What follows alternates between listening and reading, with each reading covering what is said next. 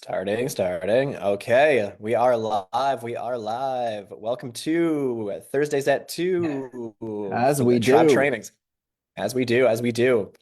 So this one is, we're looking at the tribe niche once again, really honing what that looks like. Because if you talk to everybody, you're talking to nobody.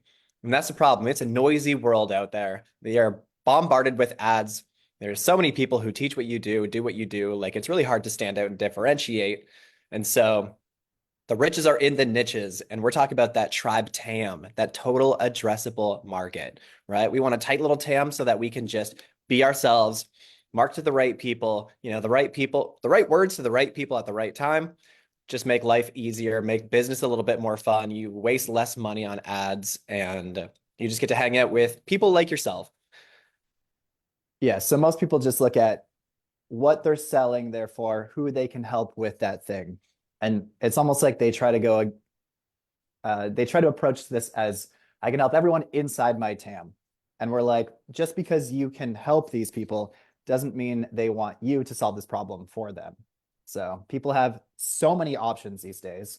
So just because you can help someone doesn't mean that they want your help with it and doesn't mean that they're ready to have this problem solved.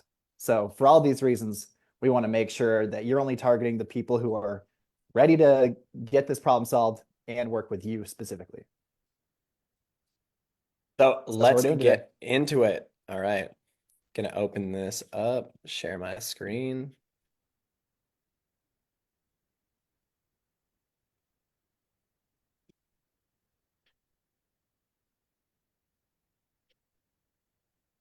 Okay, can you see the Figma? Yep. Rolling. Okay, beauty. So this is the Tribe TAM, and we're trying to keep it as simple as possible, right? Just a simple little framework, and there it really comes down to there's four pieces that we look for, and it's a bit of a filtering system, right? Because your TAM can be so big. Like TAM is basically that total addressable market, which is basically like your total audience people multiplied by revenue per person, like basically per year. How much are they worth per year and how many are there? That is your TAM. Tribe TAM, we try and make that almost as small as possible. Of course, you want to make sure that there still is money in the niche, but again, the more specificity spits out cash, right? So the more specific we can be, the easier it is to target the people, the easier it is to know exactly what they're feeling, where they're at, where they want to go, and how we can help them. So, four things. And the biggest thing right here is the shared result, right? So we talk a lot about fitness. There's a lot of people in fitness. And so that shared result, we see this over and over and over again where they're like, uh, lose weight and increase muscle.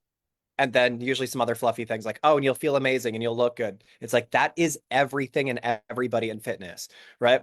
That's why it's the top of the rung because there's so many people within that just with a shared result, right? If you're like, all right, I'm going to help you lose 20 pounds in 30 days.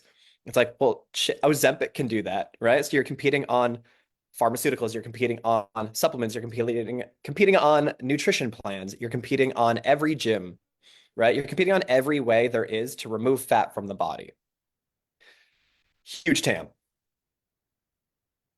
Even just starving yourself, that's a very free option that can also accomplish the same result. So there's all these different ways to accomplish this one result. And that's the playing field that you're in. But it's like everyone's going to want to solve this in a different way, right? Not everyone's going to want to starve themselves. Not everyone's going to want to do a bunch of abs and stuff like that. Some people just want to take a pill. Some people just want to, I guess it's not a pill. I think it's a needle, Ugh, Ozempic. But yeah, some creepy. people don't like needles, right? They want to do it the natural way. So there's all these different ways to filter it out. And it's like if you just look at, lose 10 pounds, then that's a very competitive space. And so the bigger your TAM, the more you're punching above your weight class, the more the waters are crowded and the harder it is to get a nibble on your line, right? Because if you're everything to everyone, then you're nobody, nothing to no one. I think that's how it goes. Sure, I think they get it. But yeah, Yeah. the shared result is basically what do they want, right? That's still a really good way to attack, one part of the market because this is still something you should think about. Each of these is a filtering process. And so it's ultimately what do they want? What do your people want? And that's what pulls out a credit card. There's a certain pain that they have that they want solved. And so they pull out a credit card to have it solved, right? Then it's about, well, how and who and why. But ultimately, what do they want is a big thing. So when we look at that, then we'll always look at, well, what have you accomplished for yourself? What result did you get yourself? Because I mean, we work with a lot of coaches, but every single business, if you have the result you're promising, then it usually comes because you had that pain point in your life, you solved it for yourself, right? Like, what have you accomplished for yourself? And then more specifically, like, because I mean, unless you're super, super new, then you've probably helped other people with this thing too. And so, what have you helped others accomplish? And more importantly, like, what are the best results? Like, 2 to 3 case studies. What is the best results that you have gotten somebody that you also got yourself? And then These are it can be filtered. all just micro ways to tighten that TAM, right? So it's like, okay, I can help you with this result, but it's like, but inside of each result are micro results. And so it's like, what, how specific can we get, right? So it's like, well, what of these results did you accomplish? And what results have you helped someone else accomplish, right? These are just layers on the same thing to tighten that TAM. Yeah. So it's like you had a result for yourself, you had a result for others, right? That's a big part of this. But then But there's then also, also, yeah, but how expensive is this problem you can solve? So that total addressable market, it's like if you're helping with something so niche that it's like there's not even a market there, or it's something that people aren't actually willing to pull out a credit card for. That's the other thing is like people define their niche so broad that it's like this doesn't even make sense as like you can't put a price to this problem because it's so theoretical or fluffy money. So we want to make sure there's actually, money to be made in that TAM in the first place. yeah, like fixing fax machines, probably not the best model to be going on. But if you're like looking to help business owners, with their technology, then, and you're thinking about, all right, well, I'm really good at fax machines. It's like, well, that's a dying breed. There's like none of them left. There's no money in that market. So, or, students, right? A lot of people would be like, oh, but there's so many students and that's a great market. It's like, well, yeah, if you're an energy drink company, or vapes, but there's no money in that because they're all struggling to pay for school and rent and food and party. Like they're busy and there's no money there. So it really is the result that you've gotten for yourself, that you've gotten for others to really show, and then how much money can be made in a year to do that. And of course, there's ways to do that in terms of what you can cross sell them, what you can upsell them, how many times are they going to come back for it in a year. If you have a 30-day program and it's like, well, if that's it, right, and there's no upsells, there's no downsells, there's no cross sells, then again, that's probably not enough money in that. And then think about what other kind of results can you promise that you have done for yourself, helped others, and has the money there to support it. And then who are you to them? Because if students are the best market for you, then it's like, well, let's say if it's a 19-year-old gym bro student who's like the perfect person for this result, this product, but it's like, but if you're a 45-year-old woman, then you're not going to be the right person to solve this problem for them. So it's also who are you to them? Which really brings us down to this second, right? So if we look at this as kind of a filtering system, well, that's invisible. Then this next layer, this is really about the philosophy, right? Who are you to them? And it's like religions. We love to come back to religions when it's philosophy because, I mean, two Mormons who, both can't do caffeine or alcohol or have sex, they have a very similar philosophy for life than, say, the atheist and the Mormon. And so that comes down to two big pieces, right? The first one is shared values. So that's very much on The like why they want this result.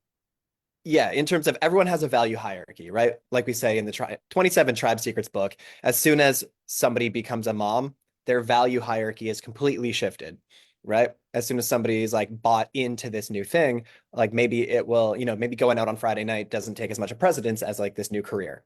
And so like we have this value hierarchy, and values is usually, I mean, because everything comes down to like, well, what do we do?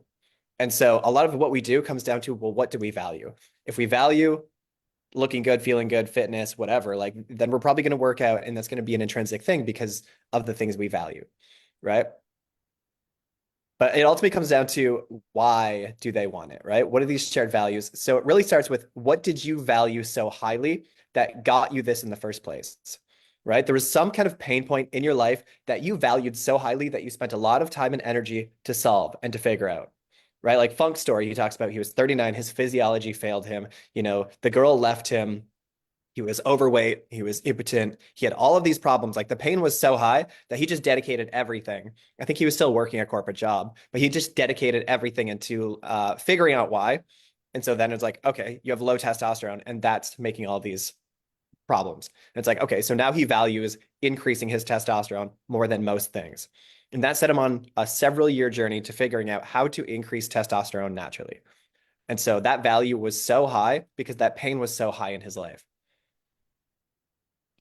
So, um, I mean, then, all right, so we're talking about like for you, why you had that. But then, of course, for the others, like where's the pain point in their life? Because that's the thing that they're going to whip out their credit card for, is to remove a certain pain because they value this thing. So it really is finding the pain points in their life. Like, who is this person with the result they want? Why do they want it? Because what pain is so high in their life that they're willing to pay to solve it? So we're looking for people make decisions based on their values. And so therefore we want to make sure that we're hitting them on the right value so that they have the reason to pull out the credit card in the first place. But also it's a way to show that we are similar. This whole thing is built for similarity. So if you can get people who share values, then you're automatically going to like them and trust them more because they are similar to you.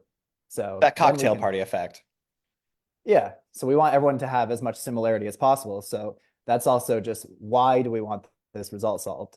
So our whole story is in freedom. We're looking to create a lifestyle business, create a job that we never felt like we needed to run away from, never needed a vacation from, build a business that we could do from anywhere in the world. So like everything is all about freedom for us. So we paint that into our marketing, and the way we deliver our stuff is all very much freedom oriented because we want people who feel that same desire for that core value. And so it's another way to tighten that TAM. And then what does your Yeah. value help them express? So just because you want to solve it for that thing, it's like you need to make sure the result and the product do help them express this value. It can't just be disconnected because that doesn't make sense. Like for us, if it was like, oh, and you're going to get this position to put you in this VC funded company that's going to take you, like, it's going to steal 9 hours of your day and probably some on weekends.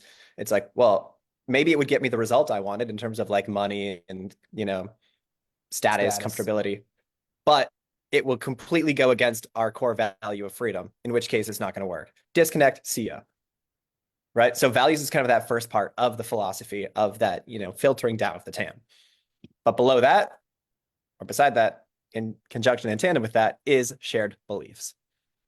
Right. So this is very much, it's like one rung further, like through the things we value. It's like, well, what do we believe about the world? What do we believe about ourselves? What do we believe about, even our belief of can we get that result? Right. The believability of that result is a big piece as well. But we're still looking at how do we create this resonance with strangers on the internet? How do we create connection at scale and just create that subconscious resonance? In which case, beliefs is a big thing. Again, with religions, people who believe the same things get on way easier. There's just this limbic resonance in the brains because we just believe the same things. We see the world the same way, especially looking this week around the election. There's very triggering results around that because people have beliefs about how the world should be and who can get us there. And of course, like each candidate has their own beliefs about what they value and therefore what their campaign rests on. And so beliefs are a big way to find that resonance with who our perfect people are. And Yeah, so, so an easy way to do that is like, what beliefs do you have about the niche that you're in? So what are misconceptions? What is everybody else focused on that you're like, I don't think we should focus on that. I don't think that's the right move. I don't think that's the right plan. I don't think we should do it this way. All of these things become your platform to say, this is how the world, I believe the world is and should be and could be, and this is what I'm doing about it. So people are like, oh, I also think that's true, or that sounds easier or better than like what I've been doing or what everybody says to do. And so all of a sudden they're, curious at least about what you're doing. So beliefs are based on our values, and both of which shift behavior. So since it's all about getting people results, we need people that are bought in to doing it our way. So yeah, beliefs are one of the biggest ways to help tighten that TAM. And it's just, we believe marketing is just sharing your beliefs. So it's the best way to create that limbic resonance and Yeah, and tighten that that can TAM. be, yeah, certain kinds of beliefs. Like a big one is misconceptions in the marketplace, right? Like you used to be over here, and now you went through that hero journey, and now you're up here. And people who are here want to be here and will hire you to do so, the result, right? But then also, like if you're talking about, having this prolific belief system, in terms of prolific belief systems, I like to look back to birds aren't real. I mean, completely satire, but they grew to 500,000 people almost of people rallying around this idea that birds were all killed in the 1980s and replaced with government drones to spy on Americans. And the people who believed that or wanted to be a part of that because, they have this, lack of meaning in their life, um, will just naturally come into that and then just start sharing their beliefs.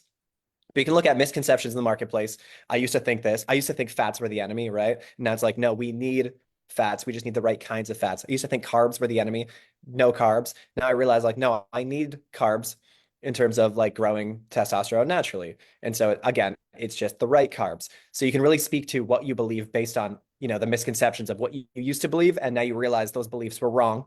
Tell stories and metaphors until you're like, until they're bought in on these new beliefs. And again, that should be around your methodology. So you're always kind of seeding these beliefs. These beliefs feed the method of how we're going to do this. People do what people like them do. So if you just say, I believe that we should do it like this because we all want this result, then people who believe that, they're going to be pre-bought into your methodology and your way of doing things, especially if they've never tried your methodology. Now you open that curiosity loop. So they're like, I at least want to know more. So now you have a chance to sell them. Whereas without all of that, then people just scroll on by because they're like, either I don't need that result, I don't trust you to get that result, or I've tried that, or I just don't care. So we need that emotional response, and beliefs are a good way to get that curiosity loop open so you have a chance at actually selling somebody, getting them into your tribe. That's what we believe. We believe philosophy is a big part of marketing. And if you share your philosophy, then you're going to attract the right people, and you're going to attract you're going to repel the wrong people because they don't believe the same things. And so you can't have inclusion without exclusion. I think a lot of people have this really big TAM because they're afraid to have exclusion. They're afraid to have haters. They're afraid to have negative comments. They're afraid to limit their pool of how much money they can make. Especially, we see this with the people with really big audiences and who've been in the game for decades. Then they have so much built up and so much audience that they don't want to alienate anybody. And so then it's really hard to have, this like-minded group of people to rally around. In which case, we're just like, well, then have five of them, right? Like Funk has five different tribe niches within his core. And so he's just bucketing them and segmenting them and then creating this experience for them. And so, but a big part is the result. And then from there, it's our philosophy. What do we believe? How do we see the world? What do we value? And then we take that one step further, really tighten up that TAM,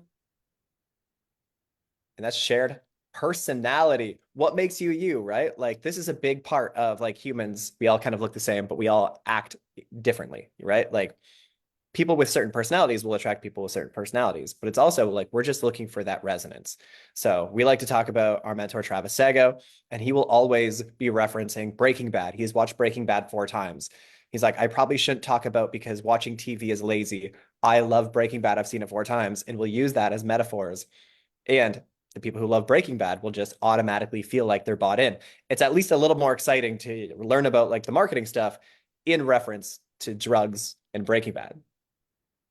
And by sharing this part of his personality, it also subconsciously reinforces his values, which is also very much freedom based because he's like, I don't work very hard. I don't take sales calls. Like, I just text or message people on Messenger, close high ticket deals while watching Breaking Bad, proving that his methodology can help someone achieve their financial goals without all of this stress and struggle and like getting on coaching calls, all the stuff that they hate doing. So he's basically, by showing his personality, he's reinforcing his methodology and his philosophies that this is possible. It is possible to do it a better way, an easier way. So we're just looking for the people who are most likely to like you because everybody's just built for similarity. So the way you talk, the way you dress, all of your actions subconsciously signal who you are because that's just like inbound attraction to find more people who resonate with the similar things that you do. And so by sharing your personality, then you're helping people understand who you are and therefore helping them understand why they should like you and buy from you and want to hang out with you. So, what are your passions and hobbies? Because all of these things make people like you more because they have that shared interest. And then these are things that you can build into your talking points. Like, what's your sense of humor? Is it dark and cynical, or is it bubbly and optimistic? What are your political views? Like, if you want to take that stance, then it's a really good, clear divide to say, this is what I believe, this is who I'm about. And then, like, each one of these buckets also comes with a lot of inherent things you can build into your tribe. So, we have a client right now who's one of his passions is basketball. So, even though he's focused on like supplements and nutrition, then it's got that filter of basketball to help attract the right type of people. And so there's so much stuff he can pull into his marketing and his tribe experience because there's already so much there inside the basketball world and inside of sports. Like you can run his tribe like a sports team. How fun, how exciting, right? So it's all about finding people who match that personality because they're just the most likely to like you. And people just want to work with people who they like and who are like them. That makes business more fun, right? Like we started building the midlife muscle challenge with Jay Ferrugia. And so he's really big in the fitness world, but he's like, I don't really want to I want to do some one-on-ones, but I don't want that to be my main thing. He's like, I just want to work out with my core group of people. Like I just want to hang out with my bros. And so like that's what makes business fun. And a big part of his personality is that he is so big into 80s, 90s hip hop. And he knows like every lyric from all of those songs from that genre, from that generation. And so you can see the people in the school in the challenge, and they'll be dropping lines, they'll be dropping bars, and he'll be dropping, the next lyrics and lines, and all you can just see the similarity, the resonance, because they have this shared personality, this shared interest. So that's Yeah. effective. Ultimately, we're just trying to create these guardrails and tighten that TAM because we don't want to build a business around a product because then you're stuck in that playing field where you're competing against everyone else who has, a similar product or a similar result that that product does.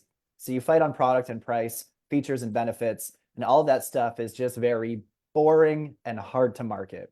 Whereas we know if you can build a business around a group of people, then you have like infinite opportunities to sell them. So that's where we look at build for the people, and then the opportunities are endless.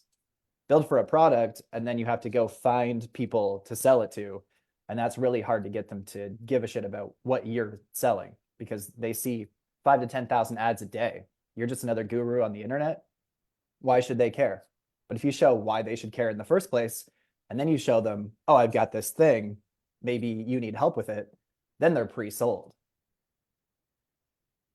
Yeah. So if they have similar values to you, if they have a similar beliefs about the world and how the world should look and what we do and why we do it, and then overlap of personality, traits or passions, then you can just start to cut through the noise.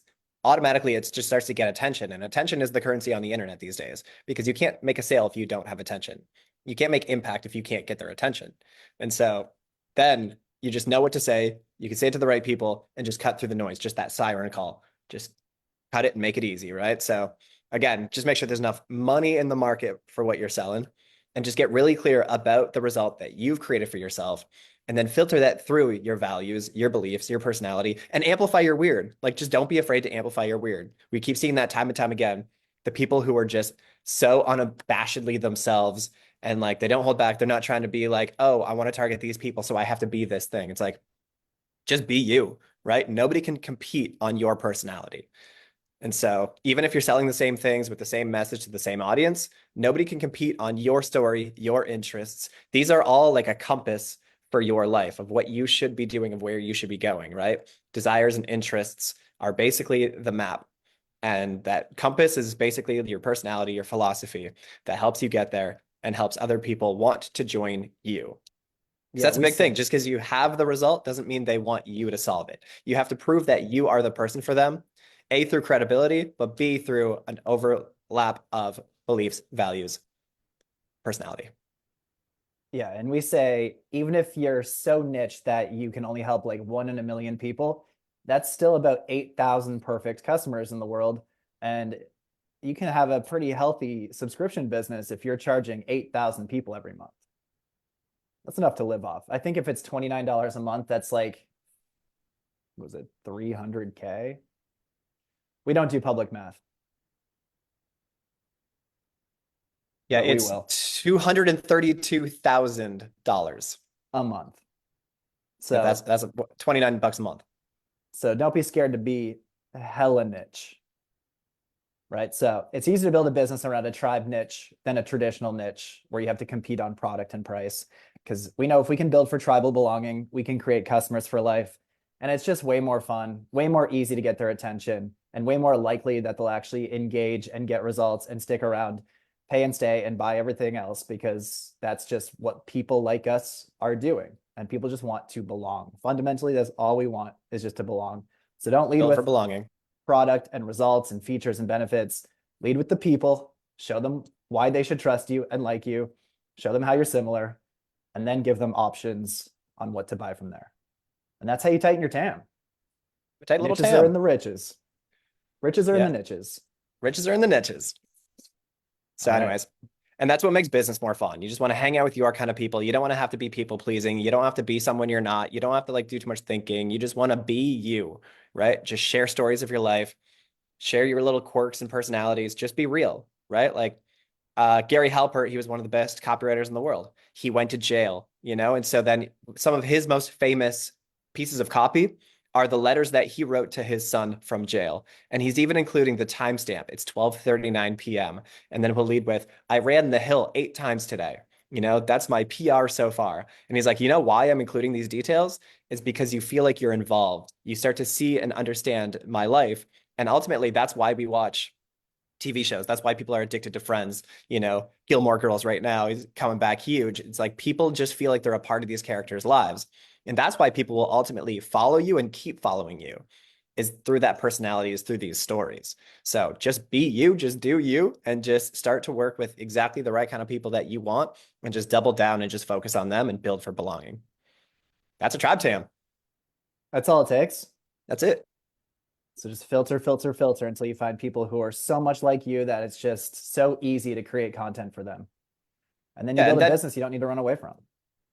And I mean, test it, right? Like just go and find certain like Facebook groups or like where these people are hanging out. There's a million subreddits out there for absolutely everything. And so then just find, well, how big is that market? Like if there's a million people in that subreddit, it's like, well, that's a great place to start, right? There's tools out there like BuzzSumo and Gummy Search. You can start to see what these people like, where they are, what they're talking about. You can survey your list. You can just start talking to people, talk to past clients, right? Look at past clients' case studies and just start to look at what's the similarities between all these people and yourself to see like, how do we just tighten up that TAM? What's working? And so it's like do some thinking, but then do some testing. Talk to the people, survey your people, go out and find the people. Even like putting up a bunch of test ads to different audiences or different headlines or different interests and just seeing which just naturally has more resonance. And then just double down on what's working. And then one of our core values at in Tribe Method is overshare, because if you can just be vulnerably yourself, people are just going to love that and they're going to see parts of themselves in you. And then from there, again, it doesn't matter what you're selling. As long as you've got that subconscious resonance, people are pre-sold. So overshare, filter, be yourself, be weird, Be you, do you. Yeah, and build your tribe. That's what it's all about. that's what's up. So that's our 4 steps to tightening your TAM, getting riches in the niches, and building a tribe. So That's what's up. So that's what we're doing. go build your tribe, and we'll see you in the next one. We'll And see you remember, next week. it's always sunny Always when you're sunny when you're making making money. money. Nailed it. That's true. Let's go. All All right. right. See you next week. Cheers.